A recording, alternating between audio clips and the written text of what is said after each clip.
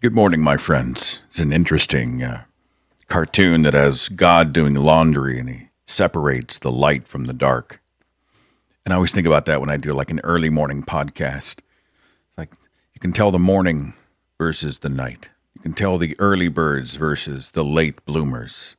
Because the late bloomers are going, how the hell can you do a live stream at 7 a.m. Central Time? Well, I've been up for hours. I have been up for let's see, 4:35 a.m. I just wake up. Linus gets up shortly after that. We do a pre-dawn walk, so we're sort of creeping around the neighborhood so he can do his thing. And I was here doing some work, and I thought, well, I'd kind of like to produce something for the very last week of the broadcast, for the very last week of August. The truth is, I've been producing stuff in advance of Halloween in my own life. Put the call-in screen or the call-in number on the screen if anybody wants to call and chat about something that's up there. Let's see. Do I have my switchboard up? Yeah, I do. So I'm rethinking my Halloween decorations this year. I'm going to try something new. And what I'm doing is, well, here, I'll show you. I'm doing a scene where I have the three iconic horror movie characters, Jason, Freddy, and Michael, and they're all sitting around a campfire. So I'm making the campfire out of lights and this, I don't know, it's this filler stuff that you spray over red lights. Then you take some black spray paint and you sort of dust it with the black spray paint, and it looks like a pile of glowing embers. And I'm going to have the three iconic characters, Michael Meyer, Jason Voorhees, and Freddy Krueger, Michael Myers, rather, and they're all sitting around a campfire roasting marshmallows. I just got my Jason ready. And he looks pretty good. I need to figure out what to do with his eyes, because right now you can just see styrofoam in there. This is Jason from Friday the 13th, Part 7, The New Blood, which is actually one of my favorite Friday the 13th films. It's kind of a clever way of resurrecting him. And so they'll all be sitting out, kind of kicking it up, and I have styrofoam marshmallows at the end of the long sticks that they'll have over the fire. So they're just chilling, okay? This one still needs some work. He's in, this is Michael Myers. But again, you can see I've got the styrofoam eyes, and I'm trying to figure out how to, like, I don't want to stick fake eyes in there because that's just going to look bizarre, but unless there's some subtly fake eyes that I can put in there. I could always black it out. Anyway. And then Freddy doesn't look right. His neck flops over and his body's all wrong. He needs a skeleton, so I'm calling him Floppy Krueger. But the joints for the skeleton come today, so I have PVC pipe in my office. And I've got these joints that are coming, these 1-inch joints, and so I can articulate his elbows and his knees. And if I can make him work with these PVC, it's like a 3D movie. I'm going to have them all posed differently. And then, as they're sitting there, I have these. This is a laser. I don't have it plugged in at the moment, but it shoots out a horizontal beam. And with the fog machine, you have this laser floor that goes out, and then the fog machine has this ground fog underneath it, and it's going to create a laser floor. So, or a laser swamp. It depends on what you like to call it. And I'll have that all around the campfire. Their legs, their feet will actually go down in below the laser swamp. So as they're sitting there, you will see this on still nights, not on windy nights, it won't work. But you'll see them sort of sitting in a swamp with the fire built up slightly over a tiny little 2-inch water line, laser water line. And then there'll be a little bit of fog drifting over as these iconic horror characters are all roasting their marshmallows. Beyond that, I've got an extra spot for selfies. So I'll have like the characters 1, 2, and then a hole, right? 1, 2, and then they're faux rocks that sit about 20 inches up off the ground that you can sit on. They're load bearing. And then people who come by, I'll have an actual walk path that leads up to the stone. and it'll say selfie, SELFIE, with an arrow pointing up, and people will know that you can sit here to have your photograph taken. So the idea is that the people who are coming around in the neighborhood will see this, and they'll be like, oh, fun, we'll go get our photograph taken. And I'll have my lights. I've got these outdoor floods, these LED floods, colored floods that throw blue and red and green in strategic ways so that everybody can see. Everybody can, it really does cast a dramatic look. And then the house is in the background with some foliage. And it's just going to be awesome. So anyway, that's what I'm working on because it's almost the month of September, and you got to get on this stuff early. My joints arrived today. And then Floppy Krueger is going to need some work. I'm going to see if I can get him to the point where he looks good. So that's what I've been working on. By the way, I'm snacking on communion wafers this morning. I just thought it was funny that you can buy this stuff on Amazon. Broadman Church Supplies. It's like $12, $13. 1,000 communion wafers. They taste like nothing. But there's something sort of hysterically sacrilegious about taking what is supposed to, ostensibly, is supposed to become the flesh of Jesus Christ, at least if you're a Catholic, the moment of transubstantiation. I mean, this apparently becomes the blood of Christ. The flesh of Christ. The wine becomes the blood. So the second that you bless it, or the priest comes by and blesses it, and then you put it in your mouth, it becomes Jesus. And you're eating Jesus. One cracker at a time.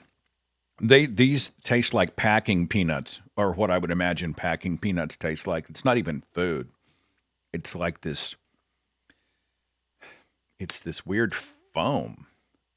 It's an absolutely tasteless, joyless food.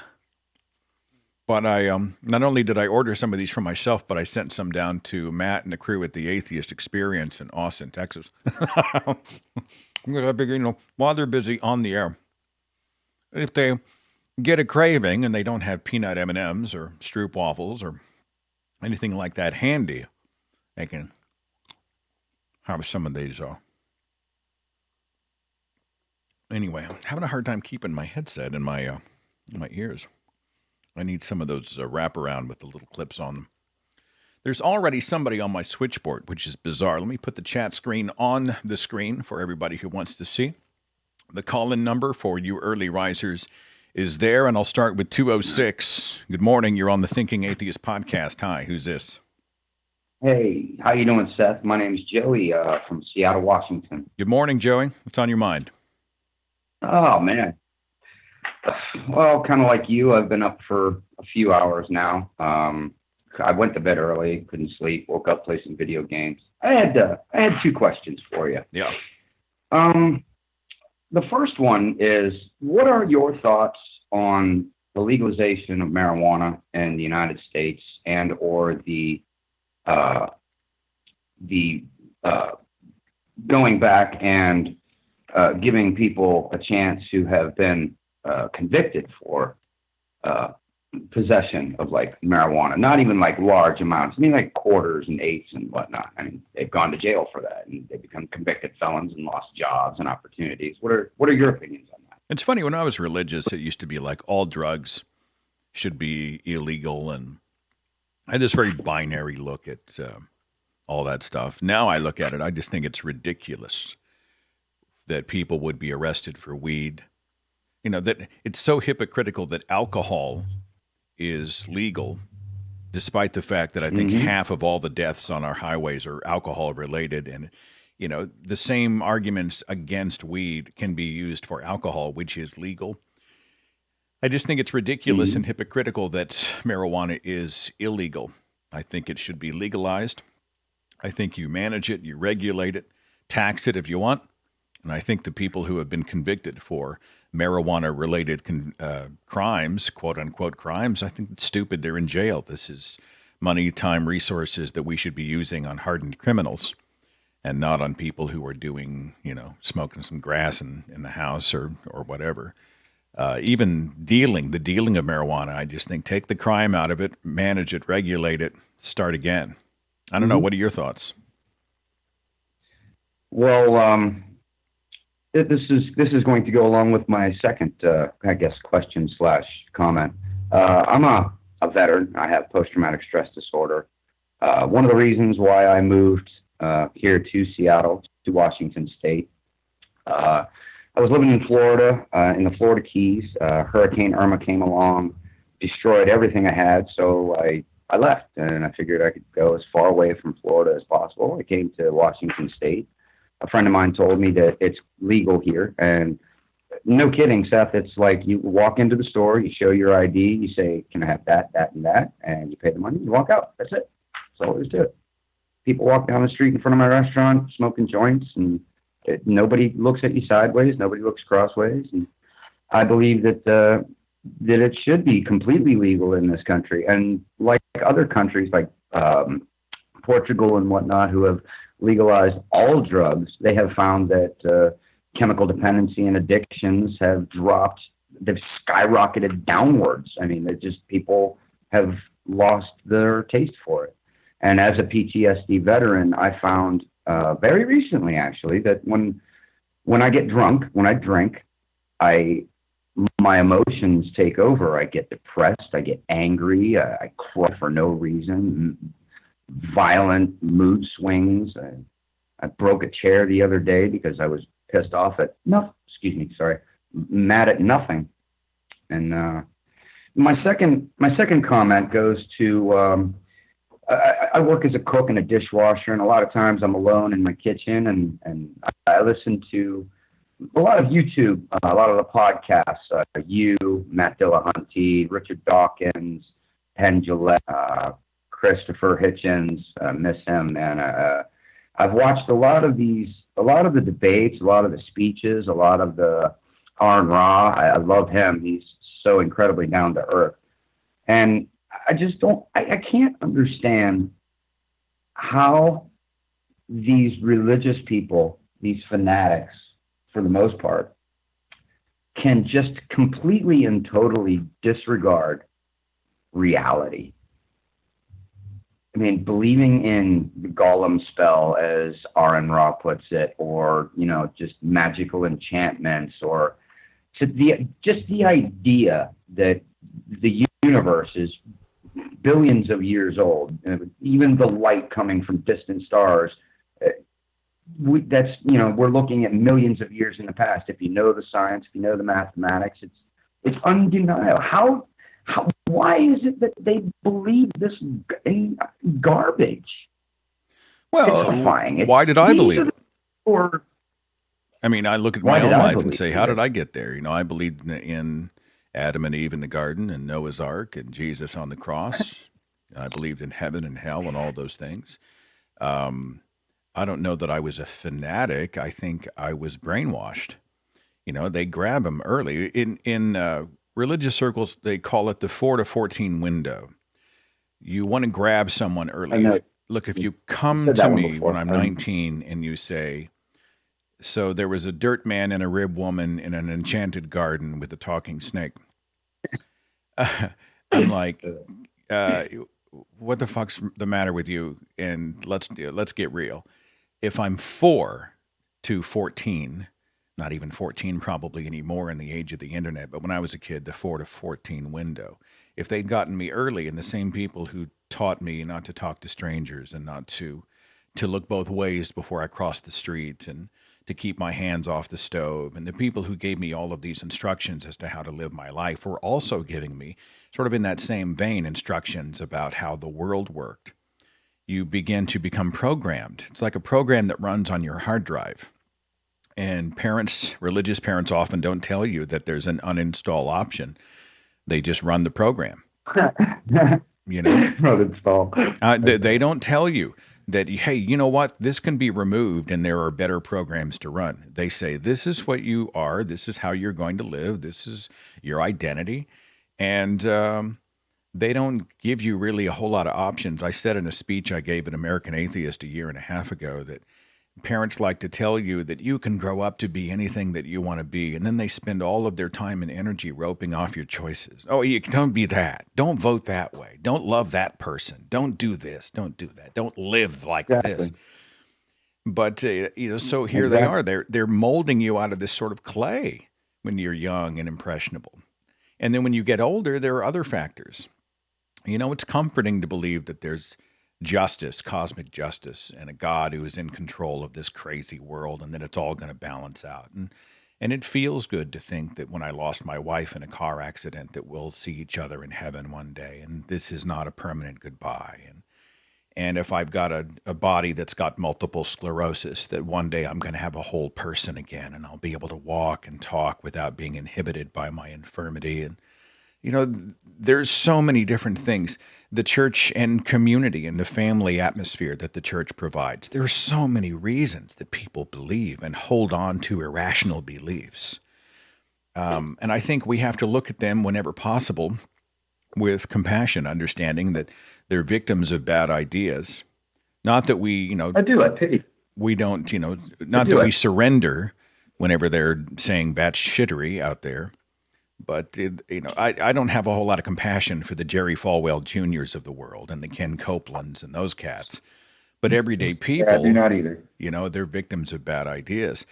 But there's a lot of different reasons people hang on to belief. I think it's as varied sometimes as the people themselves and as complex for what it's worth. All right. Well, hey, Seth, man, I want you to know you're doing a great job. I Thank love you. listening to your podcasts. I love listening to the old videos, and I want to tell you, keep it up, man. You're I really an will inspiration to a lot of us. I'm going to have a wafer in your honor, my friend. So thank you. Thanks for the call, and I appreciate you very much. And we'll talk soon. Okay. Thanks, Seth. All right. Take it easy. Yeah, it's tough when we talk about believers. I mean, there's some believers that are maddening.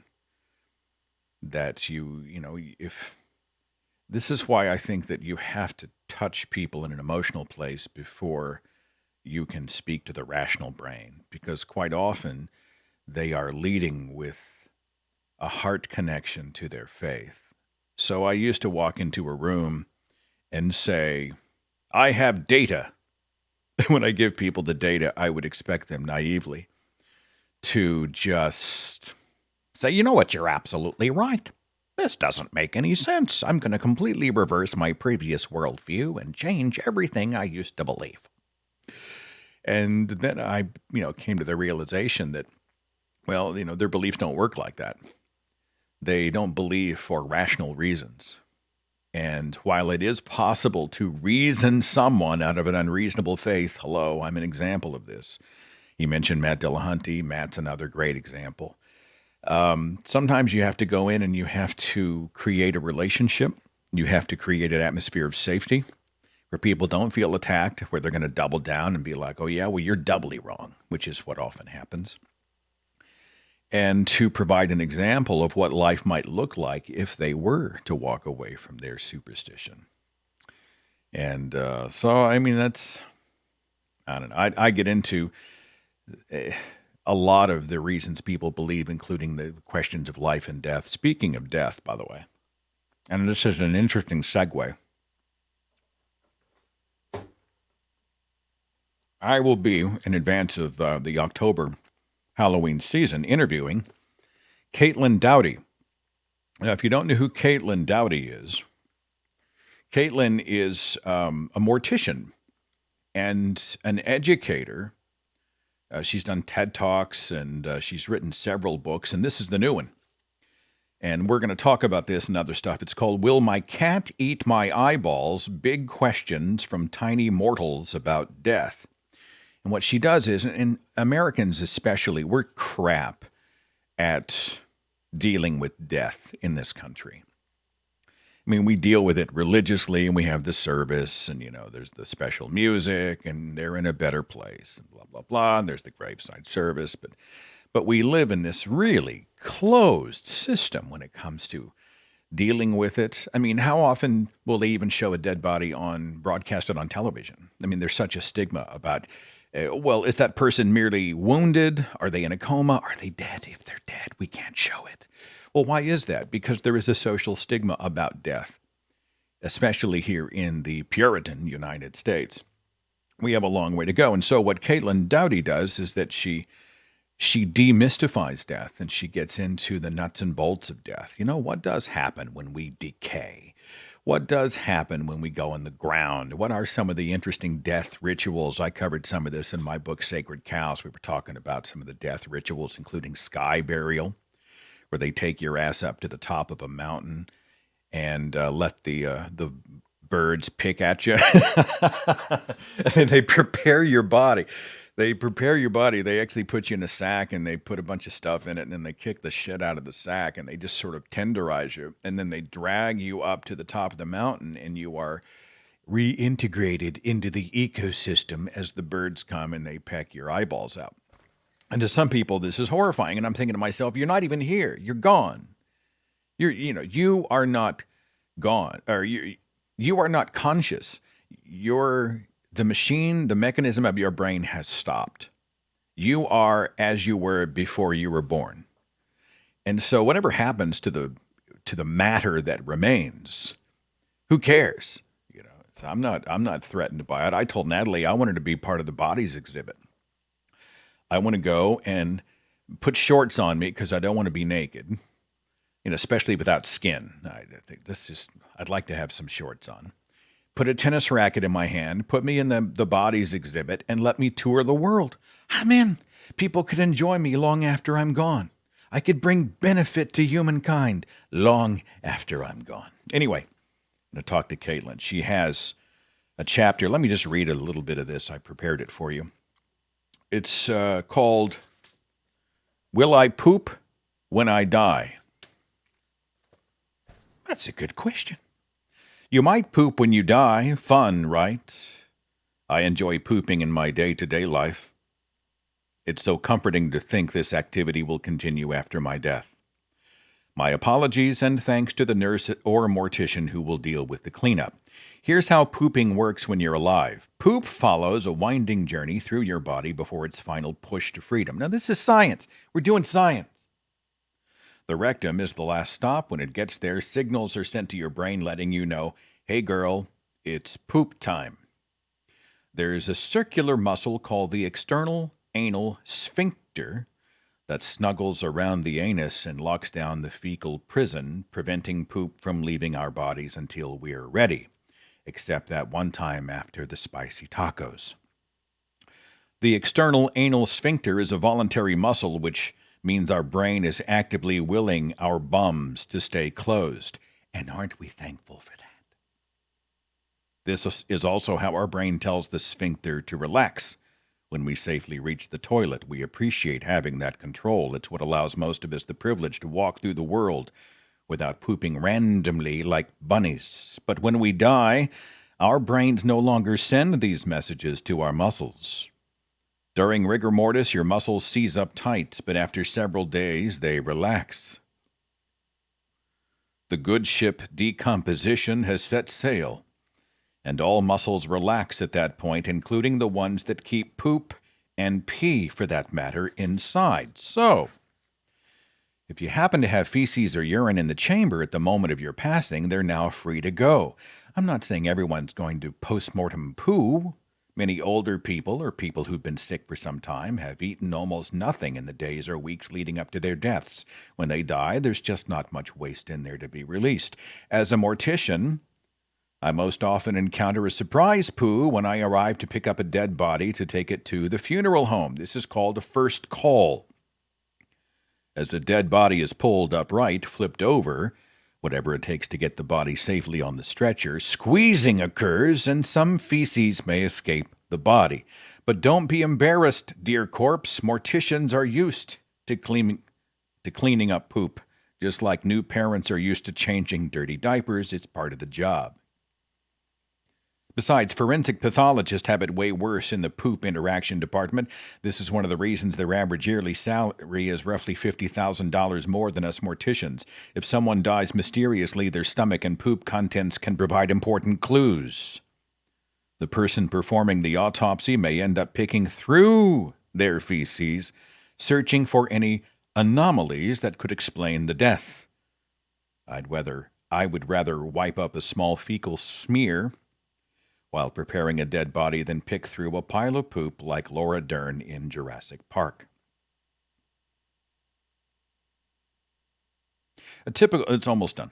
A typical mortician fear is that a dead person will defecate, purge, or leak a bit. Leak when a family member comes to visit the body. Who wants the final memory picture of grandpa to be a vague air de poupe? Morticians have a host of tricks to prevent this from happening. Entry-level trick is a diaper. This is my preferred method because it's non-invasive. You'll see what I mean in a second. Oh, I guess she goes deeper into this. Mid-level trick is an AV plug. AV doesn't stand for audio-visual. It's more graphic than that. I'll let you take that journey of discovery on your own. The plug is a clear plastic contraption that looks part wine corkscrew, part plastic stopper for a sink or tub drain. Master level trick, packing the anal canal with cotton and sewing the anus closed. She's going to be on my show as we get ready for the month of October to talk about death.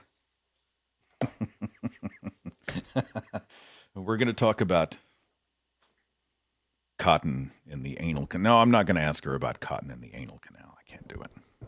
I don't think I can do it. Like, well, we've learned enough. You can read the book. Read the book.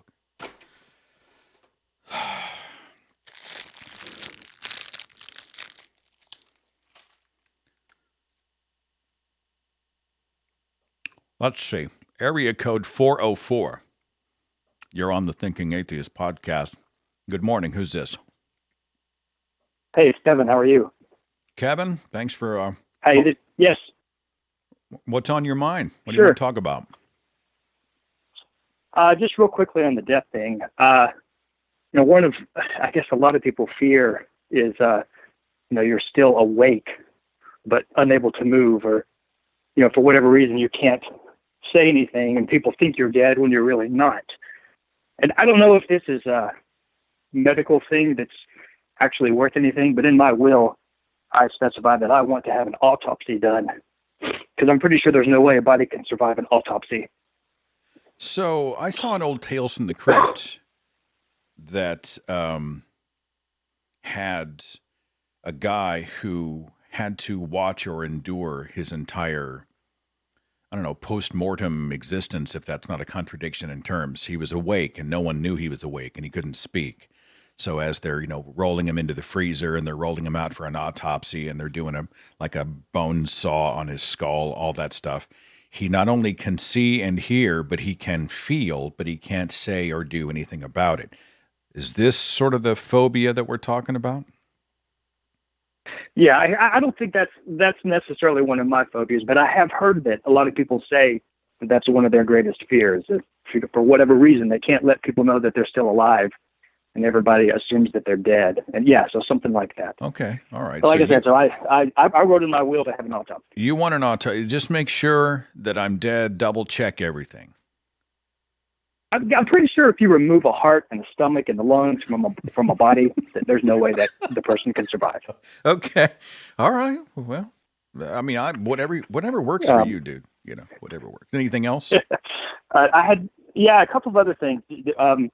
If the Game of Thrones nicknames are going around, I think one for our president could be Nuker of Storms, based on something I heard last week.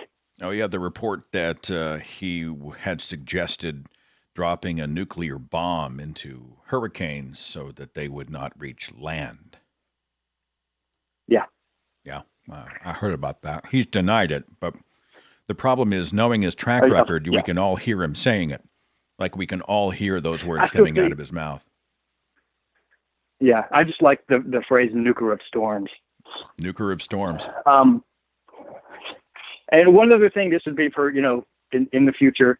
But if there's any chance to get another interview with Teresa McBay, I think that would be, or is it McBain? I'm not sure exactly. Yeah, I think that would be a fascinating interview. Okay. Now Teresa has gone back to the church. Exactly. Yeah. I thought about reaching out to Teresa, but the truth is that she sort of cut ties with everybody when she left. For those who aren't familiar, Teresa McBain was a Methodist pastor who wrote the foreword for the first edition of Deconverted. She had come out and I loved her kindness toward people, and I thought, she had a great story. And then she got herself into some trouble. I think she lied on a resume or something. And then before you know it, she was just having a hard time finding her place, landing anywhere. And all of a sudden, she announced she was going back to the church. And I think I don't know if she unfriended or she didn't block, but she just sort of cut ties with the atheist community and sort of went back to that world. Now, I don't want to project, but in my mind, I think she just was having a hard time logistically finding her way, and she went back to where it was comfortable. That's what I say in my mind. I would like to talk to Teresa about what caused her to rejoin the church, but I don't know if that's an appropriate conversation to have, if she would want to have it. I mean, I can always reach out to her and see if she'd. But I mean, here she is, a Methodist pastor again, I'm guessing. So if I bring her on the show, there are implications for her, because if she says the wrong thing, or if she gets cornered, or if she makes an admission that, well, it was really a logistical change and not a heart change, like she doesn't necessarily buy it, but she missed the church. If she says that, then her whole career's in jeopardy. So I don't want to do that to her, but I think it might be an interesting conversation. So absolutely. And she doesn't owe anyone anything. It's not bad. It's not, but I just think it would be a fascinating interview. And you're right. She may not be open to it. Let me think about that. I might drop a line. I mean, I'll talk to about anybody, almost anybody. Let me think about that. And if nothing else, I can drop her a personal letter if her email is still good, and see if she's in a place where she would want to have a discussion. I'm all about speech conversations. You know what I'm saying? So, yeah. Let me. I'll pray and fast on this, my brother, and we'll seek the Lord, and we'll see what happens. Okay. Yeah, well, that and 2 quarters will get you 50 cents. I was going to say that and $5 will get you a cup of coffee at Starbucks. So, hey, thanks for the call, my friend. You have a wonderful day, okay?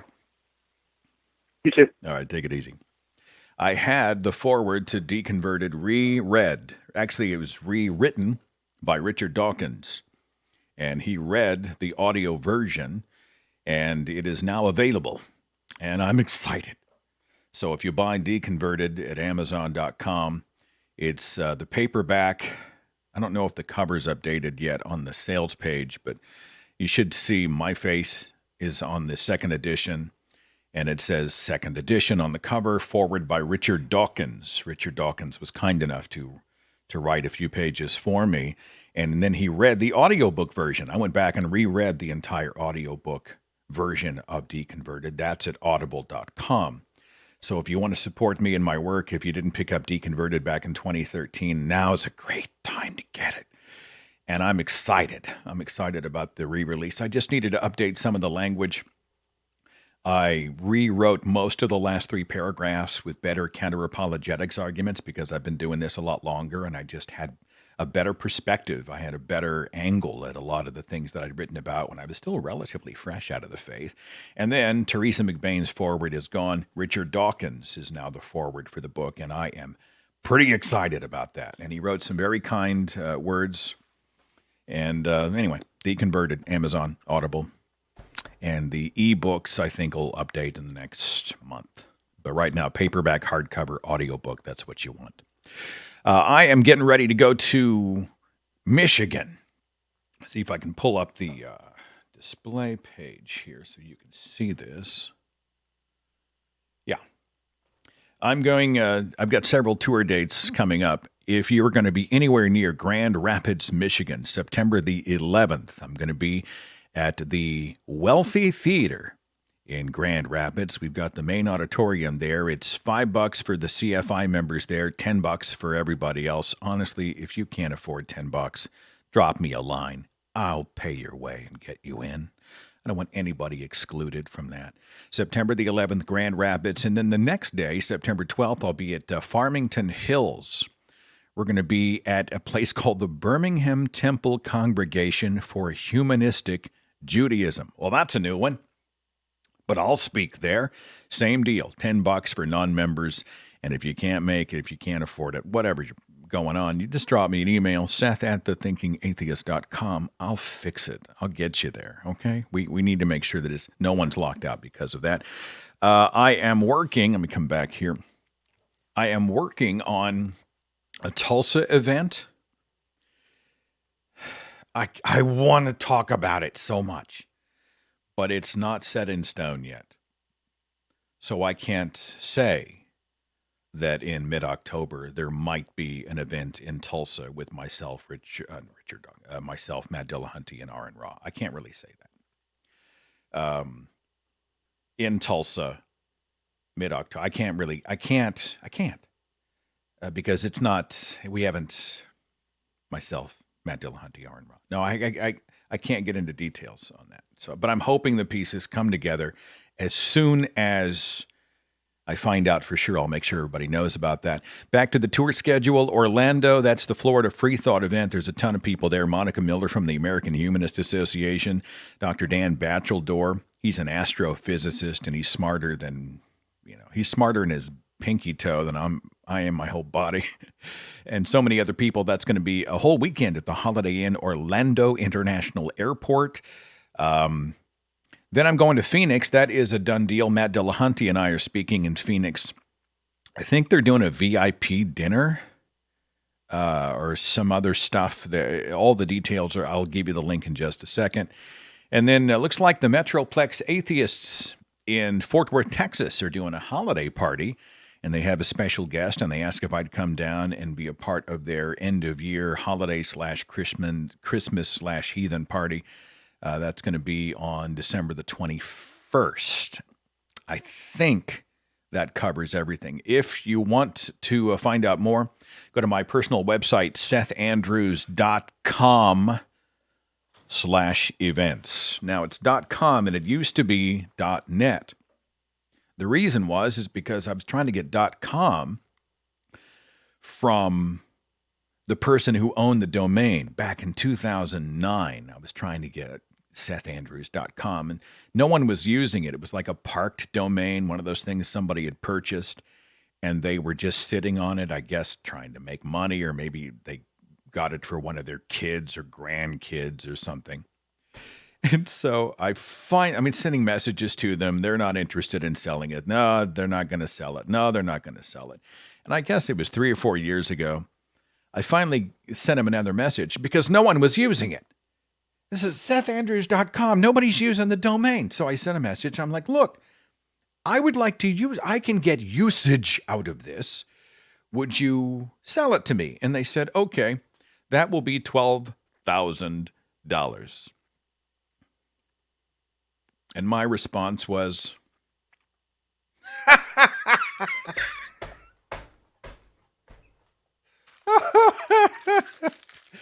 $12,000 domain, Seth Andrews.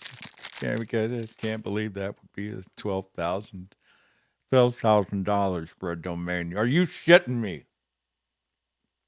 $12,000. Can you imagine? I mean, they were probably just trying to get rid of me. No, I think I'm good.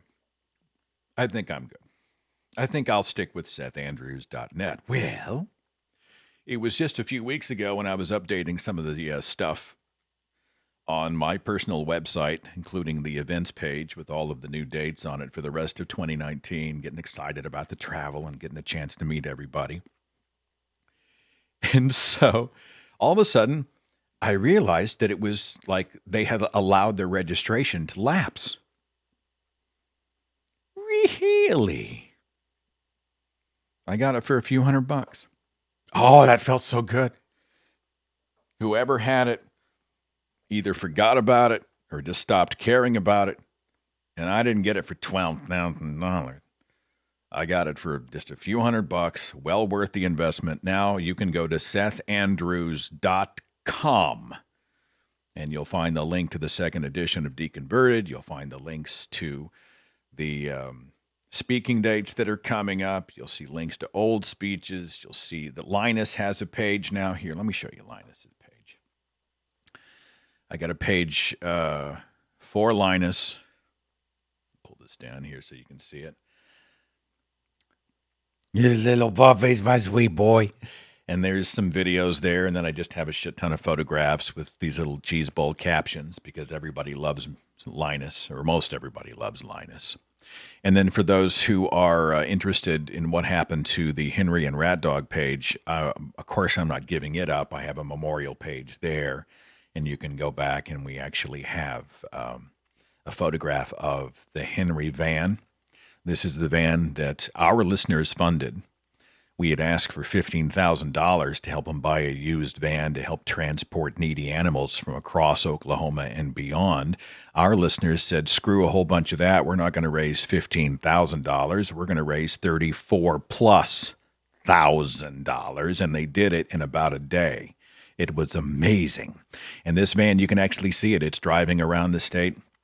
Out of state, it's transporting animals to rescue. Animals that have been in abuse situations, hoarding, puppy mills, you name it. It is, I believe they put an air conditioner on the top, or they were about to, and the air conditioner can be fueled or powered externally, so that if they pull up to a site in August and it's 103 degrees with a heat index of 110, the animals aren't going to suffer in the back or die because there's no air conditioning. They can just plug it into the freaking wall, and they can have the animals cared for in comfort. It's tall enough to stand in. Oh my God, it's just an amazing thing. And then below there's cat right there. There are photographs of the animals and some videos, including the rescue video of little Henry called Saving Number 90. There is a link to my Gaming Badly page. I don't think anybody really cares too much about that, but I'm a crap gamer right now playing Wolfenstein: The New Colossus. Or, that board, you can actually go and search it, Seth Andrews Gaming Badly, on Facebook. It's on Twitch, twitch.tv/Seth Andrews TTA. I guess that's about it. So it's all right there, SethAndrews.com. Oh, it feels so good to get it for just a few $100 instead of $12,000. It's just an amazing thing. I've got a Skype call from Anonymous. Hi, who's this? Anonymous. Hello, Seth. Yeah, who's this? This is Matt from the Philippines. Matt, thanks for calling. What's on your mind? Matt. Yeah, enjoyed your Dead Space 2 streams. Oh, my friend, you are the Matt Glad that you has finished all that. the answers. Matt, for those who don't know, when I'm gaming, I don't know what the hell I'm doing. Matt has forgotten more about games than I will ever know. So as I turn a corner or I can't find a resource or whatever, it's always Matt who's like, hey, psst, you missed something. Hey, psst, try this. Hey, Seth, psst, you're using the wrong weapon. So if it hadn't been for Matt, I'd probably, be stuck playing, I don't know, Angry Birds because I couldn't manage anything, more complicated than that. So you are a legend and a hero, Matt. Thank you so much for all your help. Thank you. Actually, I was expecting that you'd be playing or considering playing Dead Space 3. I've watched your stream earlier, or was it yesterday, for Wolfenstein? Yeah. Yeah, it was pretty horrible. I'm terrible, and I know I'm terrible. I think if you understand your strengths and weaknesses, and you know that a lot of the reasons people watch you play is not because they want to see gaming acuity. They're not looking for great prowess or reflexes. Someone who's got good skills, instincts. They're looking for someone who will die horribly for their entertainment, and that's what I do. I'm the guy who's just. There was a film called Hot Shots, and one of the characters' name was Dead Meat. And everything he did was a foreshadowing of his own demise. That's me. I'm just dead meat. Whenever I start a game, you know that I'll be horribly killed and people will be entertained by it. But I appreciate your help getting me through them eventually, Matt. So thanks a whole bunch. Yes. I wanted to ask, do you have any plans in making the shorts?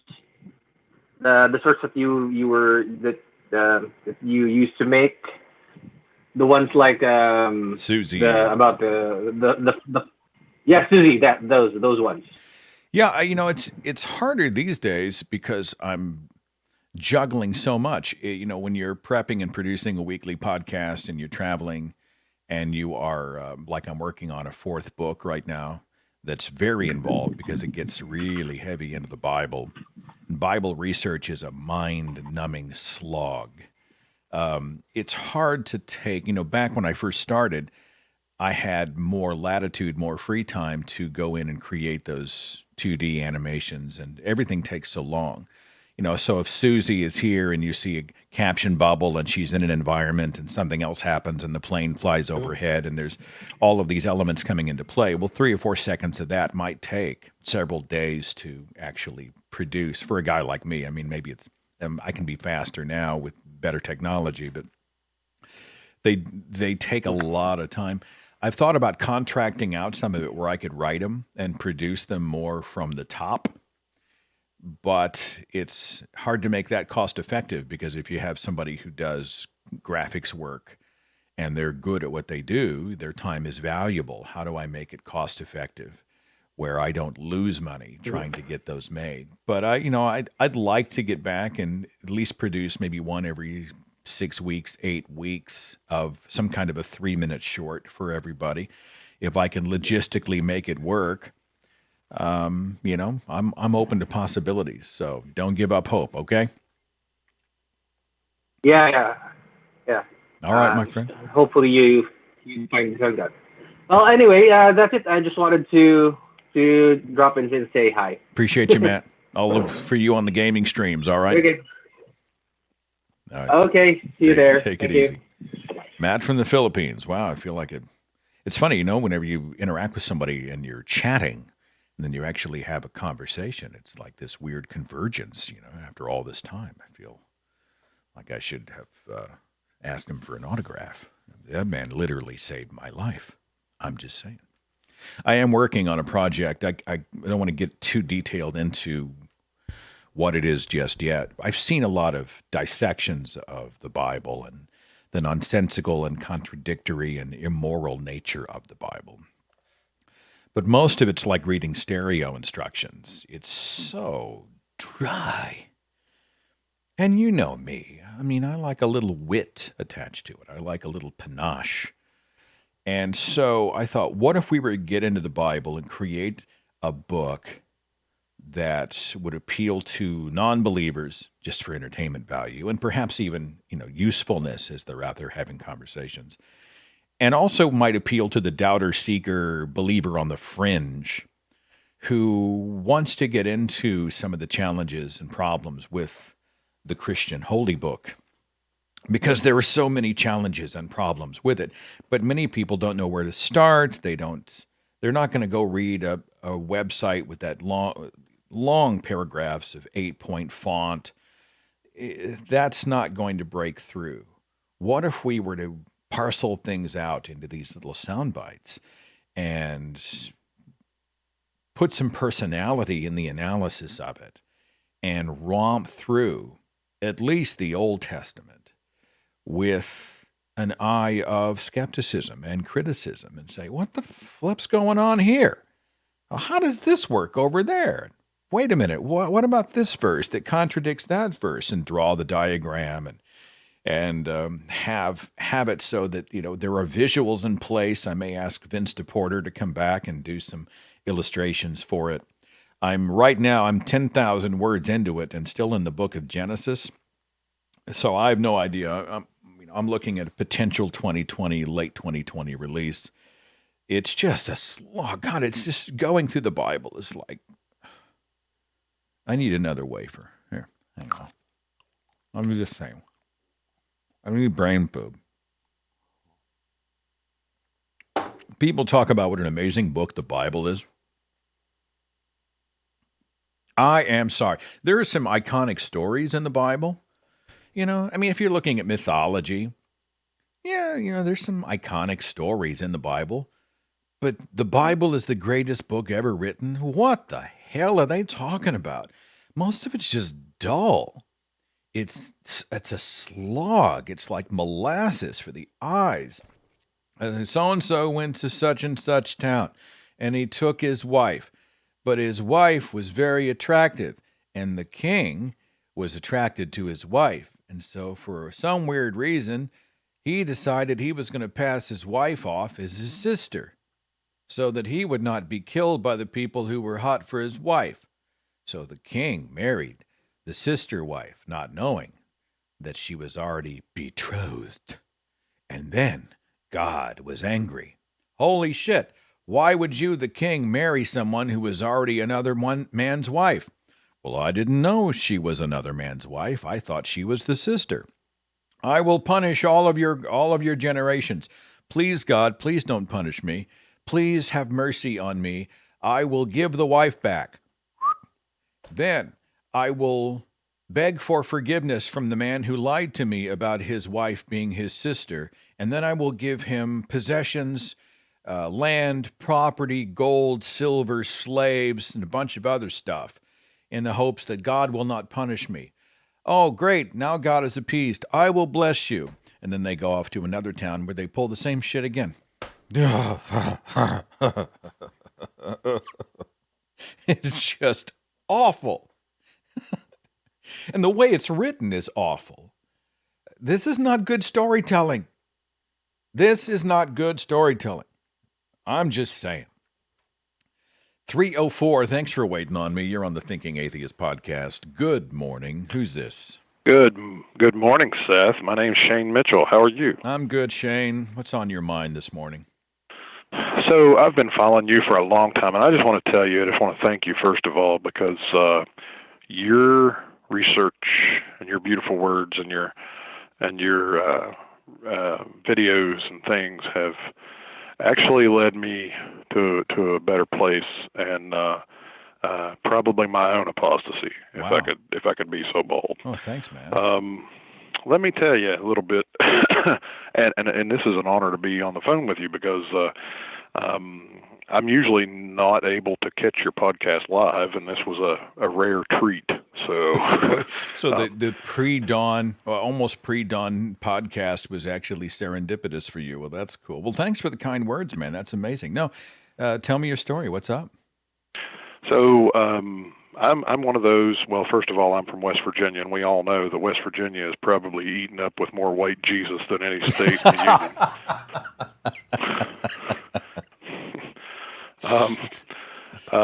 I was raised in a very religious home, and was married to a woman for 17 years who took the Bible very literally.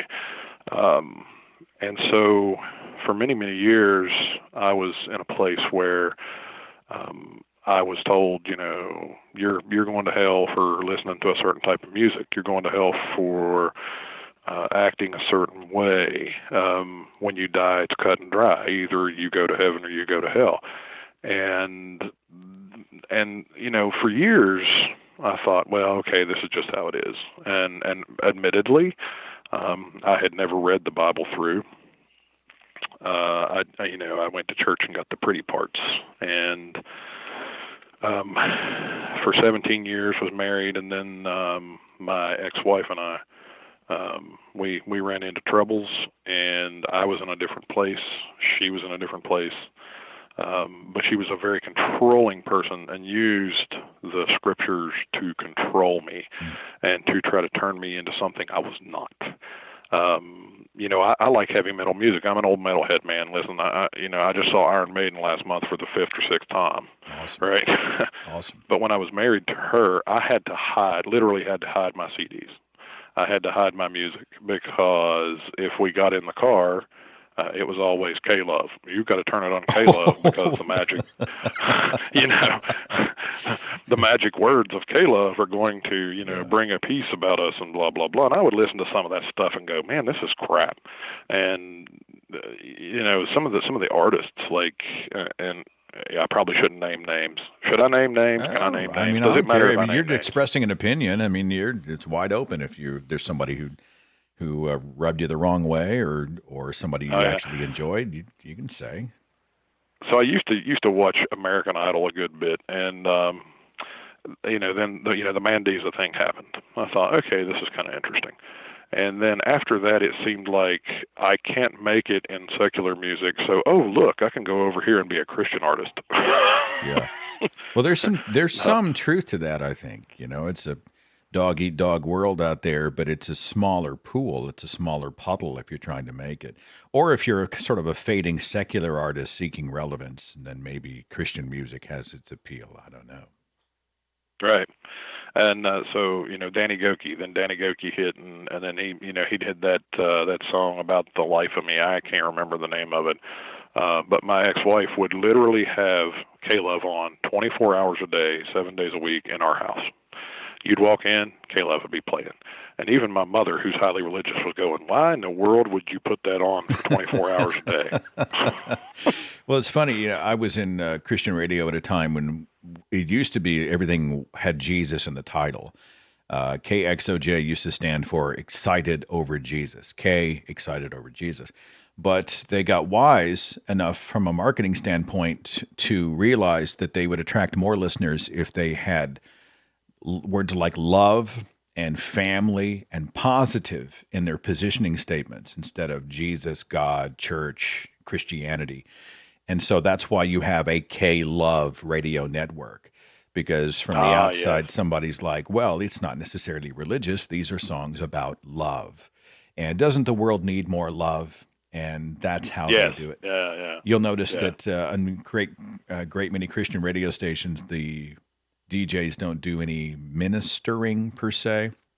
They try as best they can to emulate pop music, rock music, etc., and they let the songs themselves do the only overt ministering.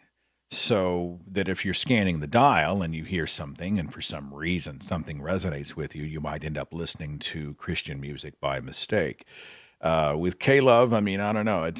Music's a subjective preference. You being a metalhead, you were in your own private hell. Is that what I'm to understand from this call? I was, and video, anything from video gaming to music to, if you slipped up and said shit, you're going to hell. Oh yeah. These are the things that get taught, and so I went back after my divorce and started doing some research, and that's actually where I came across your videos. I started researching this stuff on my own, and wow, what a eye-opening experience that was. What were you researching? Because, well, it all started with Noah's Ark. That's a good one, isn't it? Yeah, it all started with that, and then then you start reading about the science and how science shows, the geologic record shows that never happened. And then you start getting into some of the other stories, like some of the crazy things in Deuteronomy, some of the things in the story of Job, actually, where, God and the devil decide, hey, let's make a bet and destroy this dude's life, Yeah. How screwed up is that, right? And then you start getting into things like the things in the New Testament, the life of Christ, the apostles, and then you start reading about where the Bible actually came from, and it all falls apart. There's nothing historically accurate there, and that was really a tough place for me because I can still consider myself recovering from religion. Sure. I do a lot because when you're in that mindset for so long. I'm 43 years old, and I probably spent 38 of those years in that place, and so it's still a recovering process for me, and I'm thankful that I'm recovering from it. But the hard part about it is I get excited when I learn something new, whether it be through your channel, through Aaron's channel, through Matt Dillahunty's channel, through reading, through research. I get excited about that. But and thankfully I'm remarried to a wonderful woman.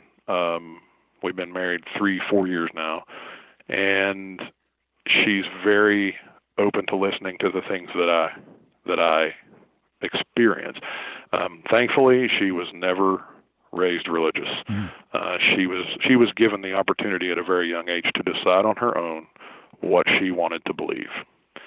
And I see that their drone racer says, what did she think of Striper? Oh, she loves Striper because, honestly, Jesus. Somebody in the chat was throwing out a Christian Yeah. metal band to see if that passed the test.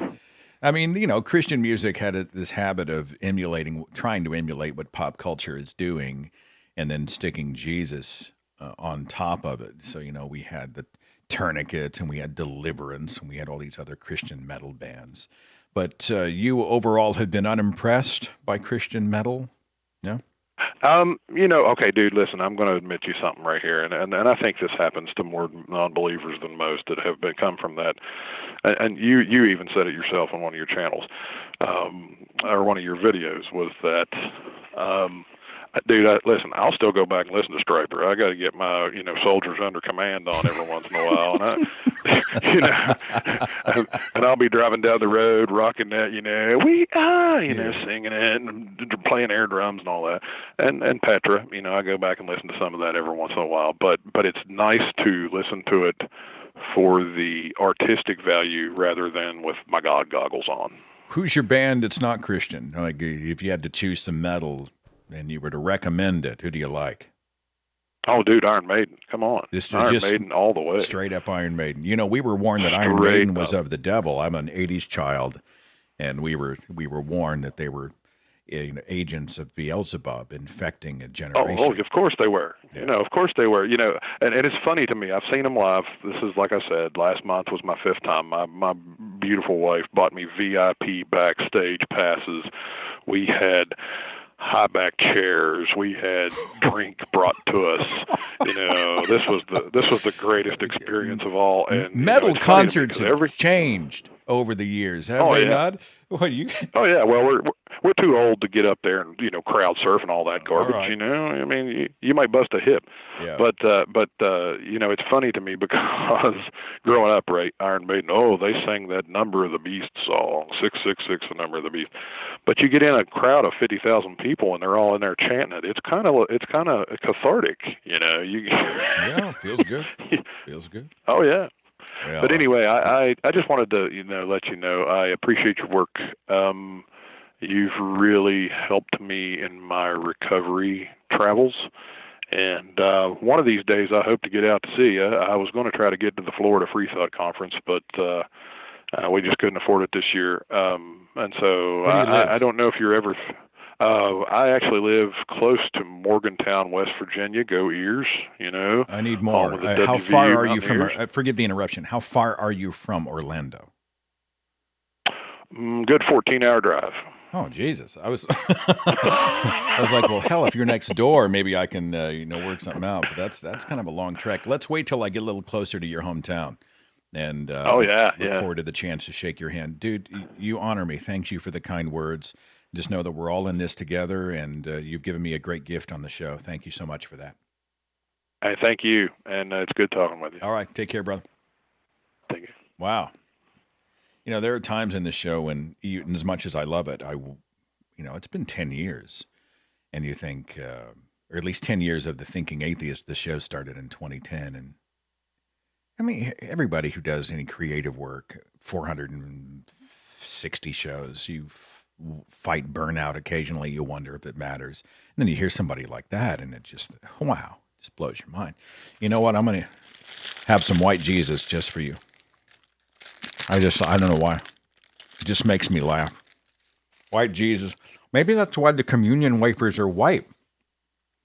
Maybe Jesus really was Caucasian Jesus, like he is in all the oil paintings in Southern Baptist churches scattered across the Bible Belt here in the United States. I'm just saying.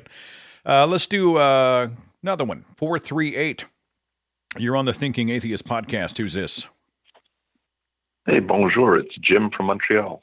Jim, talk to me. What's on your mind today? Hi, Seth. I'd just like to say, I really appreciate your show, and you and all the other guys, Aaron and Matt, and a lot of the younger kids that are all coming up. One thing that really bothers me is the subject. You get some of these callers that call in about materialism. The earth, it's just matter and motion, and you can't know anything because you're just matter and motion. What are your thoughts on that, and how do you kind of push back on people that are pushing materialism? Christian materialism? or a Christian's Yeah, you know, like, claim oh, yeah. of materialism? Well, they think that since you're an atheist and you don't believe in anything higher, you're just Yeah. you're just matter. You know, like, have you heard those types of arguments? I don't hear a lot of that on this show. I do hear it in my everyday interactions with believers, and usually it's a dodge. It speaks to if you're just finite and you're only the made weakness of their point. Yeah, if you're just material that's going to disintegrate, you know, if Caitlin Dowdy is correct, and you're just going to just immediately, you know, your cat's going to eat your eyeballs out, and then you're going to disintegrate back into the universe, then how can you really have any joy, purpose, goodness? How can anything matter to you at all? Why would it matter to be moral? You know, I hear a variation on all of this kind of stuff. Dan Barker has a great book called Life-Driven Purpose. And he talks about how that, you know, we can self-generate purpose. We can be on this earth realizing the universe doesn't care if we exist. And yet that makes these finite moments all the more important and necessary and critical. And it doesn't have to matter to the universe or anybody else on this planet as long as it matters to us. We have the privilege of being alive. I care more about my life now than I ever did as a believer. And that's what I tell believers. I'm like, look, you know, if for you, this is just a warm-up act. And you can go into the reset chamber and you can say a prayer of forgiveness and get, you know, if Jeffrey Dahmer gets to go to heaven because he just gets to go into the reset chamber and accept Jesus and say, please, I'm sorry, you know, that's crazy. But if I'm on this earth realizing that this is it, I'm responsible for my own actions and I'm going to make the most of it, you know, to me, that adds a sense of urgency I never had before. So I understand your frustration, but you know it's a pretty easy argument to overcome.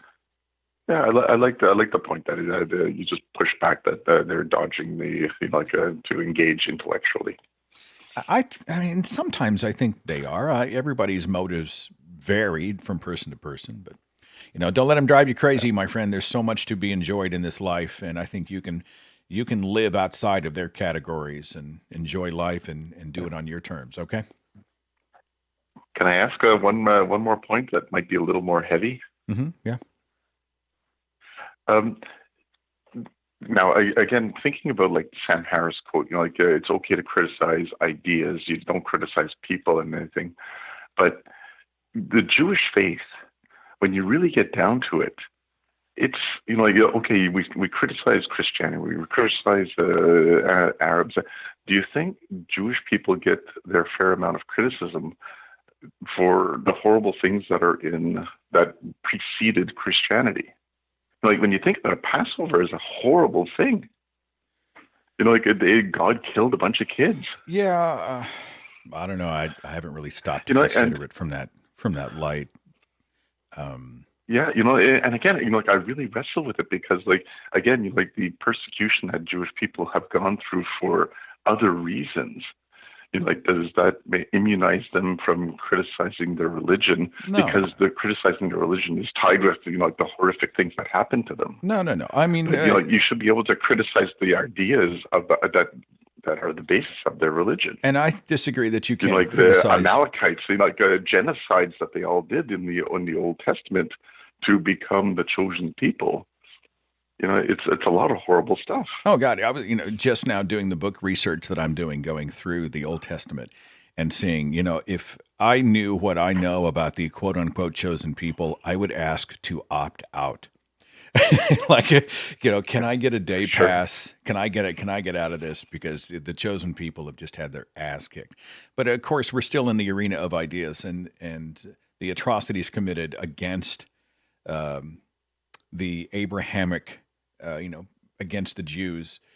This doesn't allegedly in the Bible and in real life against the Jews doesn't mean that any of the ideas that are being promoted by religion are valid or they get preferential treatment. I think we deal with people with compassion, but they can still be criticized, and so can the ideas. So thanks so much for the call, my friend. I appreciate you very much. Thank you, Seth. I'm working on Ghost Stories 2019. Writer's block. Huge time. Writer's block. You ever have that? Creative people know what this is like. You are You are stuck. I've been stuck on this story for I don't know how long. I try to write an original thing every single year, and it's harder every year. It's harder every year. And people have expectations. They're like, oh, Seth's going to do another original ghost story. And to them, it's like, oh, look, it's a ghost story. It's 15 minutes to listen to. To me, it's like weeks of work because every footstep, every gasp, every doorknob turning, every music change, every sound of a ghost or ghoul in the attic, everything has to be produced on top of a script that is written from scratch. And I've been working on it behind the scenes. And I was just stuck. I was stuck at this spot. And all of a sudden, I was just staring at the script. And there was like, all of a sudden, it's like the floodgates open. Bam! What if? Now, I've been stuck at this point for weeks, actually months, because I started the story a long time ago. So long ago that I thought about including it on the Ghost Stories audiobook when it released last fall, and I couldn't get it done. That'd make the story a year old. I just hit a wall. Couldn't figure it out. I was stuck. There are different types of writers. There are some people who will write everything into a blueprint or a frame, and then they'll kind of frame out exactly where the story goes, and then they will go and write and color in all of the details after they have the story in place. And then there were other writers who were like me, and they discover as they write. So I'll start a story, and this one's about a babysitter who's babysitting a 10-year-old boy. And you're not sure when you start the story where it's going to go. It's not that your fingers are leading you on a journey and your brain is discovering. It's almost like that line in the film Inception where you are creating and perceiving your world at the same time. It was much the same way. And so I just started, and I'm like, all right, someone that goes in, and they have this conversation, and this is what they're talking about, and this is what they said, and then this happened, and what's going to happen next, I wonder. And what would that mean if someone so said this? And what would be scary here? And I wonder about this. And I find myself discovering as I'm writing, and then, bam, I hit this brick wall. I could not figure it out. 2 days ago, I'm staring at the script, and all of a sudden it was like, I heard angel song. There was light. There was light from the sky. There were harps. It was amazing. I thought, what if we did this? And all of a sudden, I realized how I could finish what I had started. And I am now in the production room working on Ghost Stories 2019. The broadcast will air probably the second or third Tuesday in October. I will have just some stories submitted by our listeners, and if you have a good one, I could sure use them after all these years. You got to figure we're doing, a dozen stories a year? And after 10 years, after a while, it's hard to find original works that aren't just... and all they found was an iron hook, right? You need something else. They found, and if you cross the river, you can hear the baby cry. After a while, you find that there's very little new under the sun. If you know of an original ghost story that's not the old creepypastas and it's not a cliche already, send it to me, Seth@thethinkingatheist.com. And then I will finish the broadcast with the production that I'm working on right now. And honestly, productions like that are another one of the reasons that I don't have a lot of time to do the short form vignettes, the story of Susie's and the God Giraffes and Genocide and the other 3 to 5 minute 2D animated pieces anymore because I'm so busy working on all these other things. Ghost Stories takes freaking forever. If you enjoy them, if you enjoy that show, go buy the audiobook, would you? Ghost Stories, the audiobook, Seth Andrews, audible.com. I don't get support because I do the broadcast for free. But if you really like them, go support the audiobook because I could really use that. Let's do maybe let's do 2 quick calls and then call it a morning. 863, thanks for waiting on me. You're on the Thinking Atheist podcast. Who's this? This is Jamie, Seth. Caller before last said something about free flow, and I got excited thinking there was another Florida person on the line. It's going to be a great weekend. Yes, I am going to get to come see the Unholy Trinity. Well, we'll be there. We're not performing together, but I know. But my husband and I are excited just to get to see the three of y'all together for our first outing to anything. We went to see Jacqueline Glenn in Tampa a couple weeks ago. Which was really nice, but wasn't really to do much with the side of her channel that I enjoy. She sang and it was beautiful, but I was really looking forward to just being able to talk to people that aren't in the Bible Belt of Florida. You're looking for some heathenry and shenanigans, and that's what we're going to provide for you. Yes. Let's make sure we get a photograph. While we're there, absolutely. I'll grab Matt and Aaron. And what's your husband's name?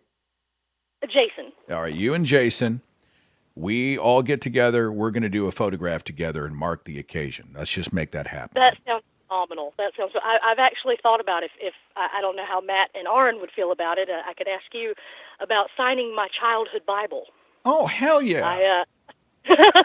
We thought that might be fun. I've got my childhood Bible with my name imprinted on the front of it in silver, and that I've marked and highlighted and done all that with over my childhood and teenage years. How much? Look, when I first came out as an atheist, it was 2011. I was at All Souls Unitarian Church, 300 people. It's the first time I ever met Matt and Aaron, and they became my brothers. And we had this conference, and it was the first time it's happened, and it's happened a bunch of times since. They brought a Bible and asked if I would sign the Bible. I have signed so many Bibles, and I'll tell you what I like to do. I always go into Genesis, and it's usually the 7th or 8th page, because Seth is a character in the Bible. Seth is the third son of Adam. And so I go find out where I'm at, and then in the autograph, I'm like, I'm on page 7, and I sign my name underneath it. So I would love a chance to sign your Bible. I think the other guys would love to as well. Yes, that would be wonderful. Thank you. We are so looking forward to it. There's very little chance for interaction down here. There's a church on every corner, and I'm ashamed to say we send our child to a private school that does Bible study, but it's actually almost less than what the public schools do here. It's a little more controlled. You know what I mean? Your cost-benefit you know exactly decision what they're getting versus you have no idea what they're getting. Was that, well, you guys have now the In God We Trust on display in all your public schools. I know you've been having to deal with all that. So, I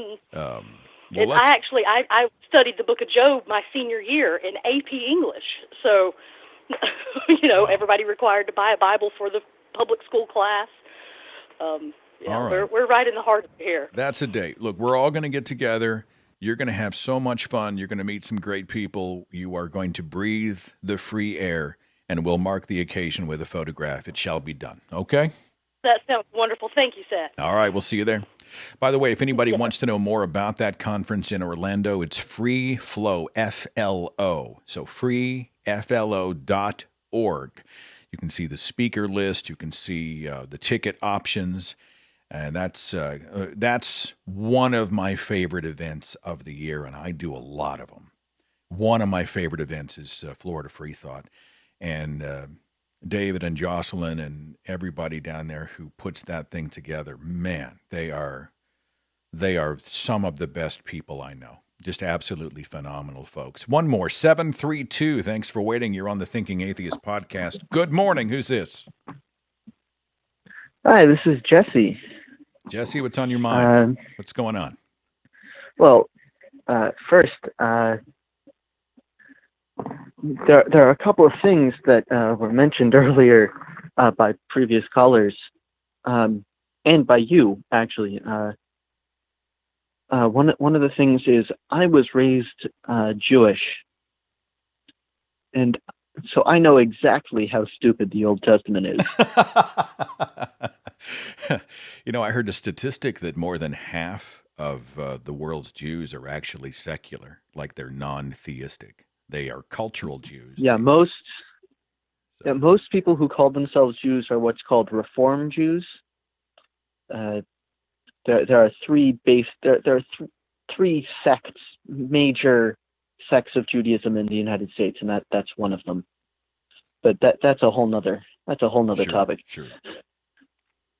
What else you got for me? So I also you mentioned writer's block, and I am a writer, not a very good one, but I am a writer, and I do know exactly how that feels. So I would like to commiserate with you on that. I think if you're a songwriter, if you're a painter, if you're a builder, if you're an architect, hell, if you're doing any creative work at all, everybody can relate to that point where and then you punish yourself. Like, I'm terrible. I'm no good. I've lost it. I'll never be able to write again. I become very dramatic in my own mind. I don't admit this to a lot of people until, I do. But I'm like, I don't deserve to do this show. I'm awful. And and then after you finally overcome it, you're like, oh, well, maybe I'm not so bad after all. And you build yourself back up brick by brick. I'm sure that's the case with you, right? When you hit that wall, you think, maybe I'm not a writer in the first place, right? Yeah. Yeah. Well, thanks for commiserating. And what else?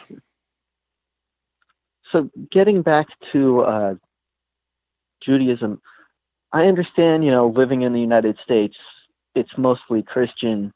So atheist activists generally don't talk about Judaism and the effect that extremist Jews have in America and how unnervingly powerful they are, especially in the Northeast. In what way? So there are entire communities there are entire communities that are mostly Jewish, that are mostly Orthodox Jews, and the sexism is rampant there.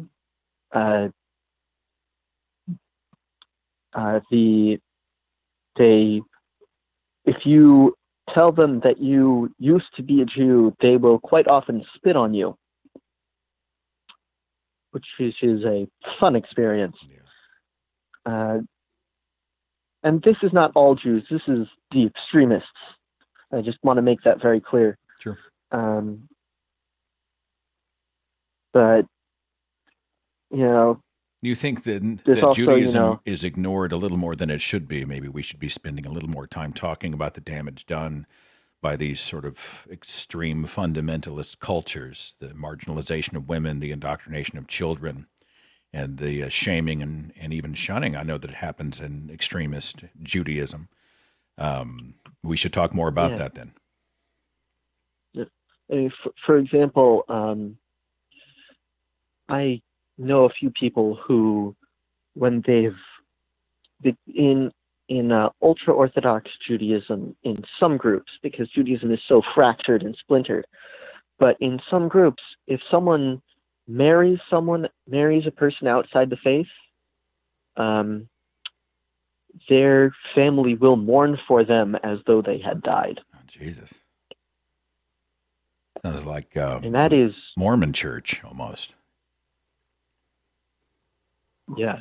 And again, that's not all Jews. That is a fairly small proportion, but they are the loudest. They're definitely the loudest. And they're the ones you can pick out because they've got the uniform.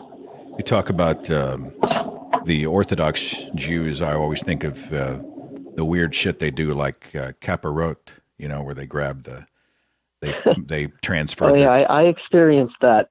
No. I experienced that. Yeah, until you have not lived. All right. Well, for those who don't know what the hell I'm talking about, the short version is that it's a ritual in fundamentalist Judaism where you grab a chicken and you have a ceremony and a reading and you actually transfer your sins into the chicken. So the chicken becomes this sort of vessel of atonement. It has to be a pure white chicken. It has to be a white chicken? Okay, pure white chicken. Yeah, it has to be a pure white chicken. Like, what if I Otherwise, want a bad brown things happen. chicken? What if I want a black chicken? What if I want a multicolored, like a calico chicken? I mean, you know what I'm saying? I'm just wondering. I have no options Not here. kosher. Nope, because it actually comes from an older tradition in the Old Testament where it's mentioned in Exodus. You know the ritual of the goat, where it would have two goats. They Yeah. would transfer all of their sins into one of the goats and let that go into the desert. And then they would eat the other one. So It's the same tradition. It was just adapted because goats were expensive. okay, so I am sinful. I now need a white chicken. I recite the incantation. My sins go from me into the white chicken. And then they take a razor blade and they saw the head off of the chicken. Would that be an accurate way to say what they do? That's not a chop. They literally saw the head off. Is that right?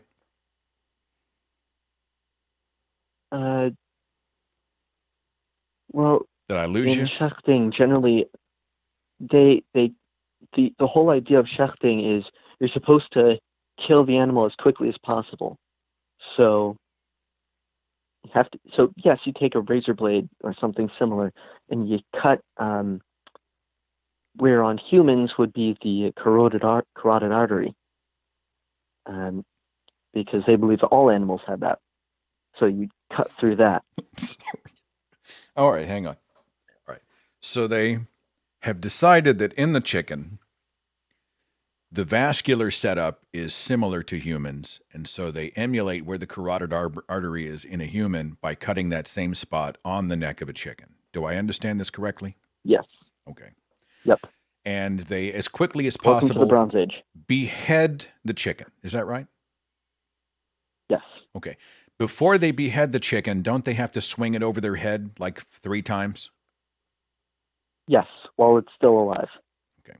And the purpose of swinging the chicken over their head is what? You know, I never got a good explanation for that. I always just assumed that the sins sort of floated out of your brain or out of your ears and just entered the chicken's anus.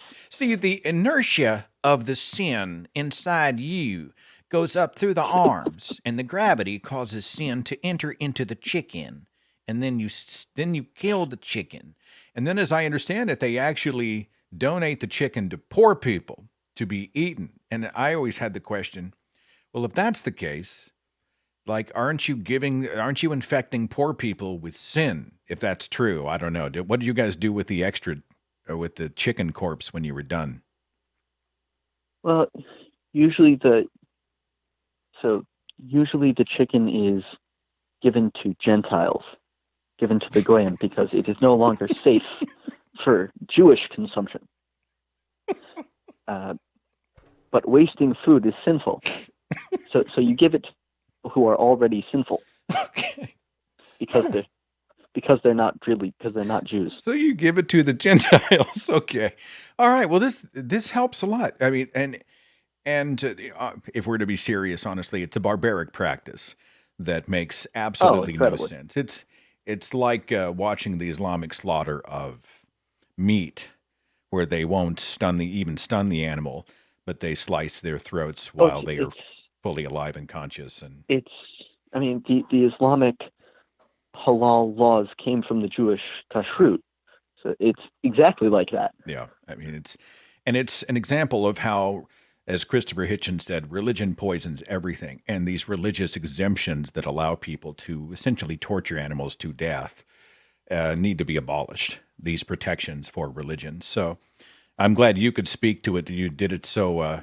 You did so much better than I did, although the visual of a twirling chicken as gravity is causing the sin to go into the chicken is something I will carry with me for the rest of the day. But hey, you've got a good point. We should talk a little more about fundamentalist Judaism and the extremists in all the Abrahamic faiths, I think, are certainly fair game. So I'll leave that out on the table, okay? Okay. All right, my brother. Thank you. Take care of yourself. We'll see you later. Well, I too. wrote Bye. a chapter about a lot of the crazy shit that fundamentalist or Orthodox Jews do, like the Sabbath mode oven. It's just crazy. Like you can't have a light come on in your oven, a light bulb, because that qualifies as the kindling of fire, and that is forbidden on the Sabbath.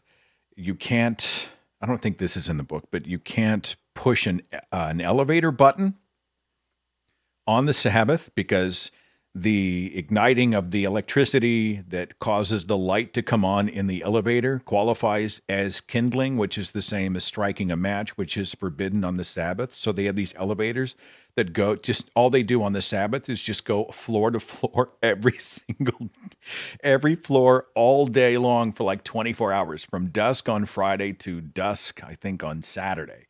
The elevators just go, look on your appliance. There's a good chance that your appliance has a Sabbath mode on it, which removes specific functions that are forbidden by the Torah and by Abrahamic law. And so they jump through all of these freaking hoops to make sure that you are in compliance, that you are not in sin on the Sabbath, because the Sabbath is a day of rest. You heard about that house in New York where the house burned down? They had candles, right? They're not allowed to strike a match to light the candle on the Sabbath when the sun goes down.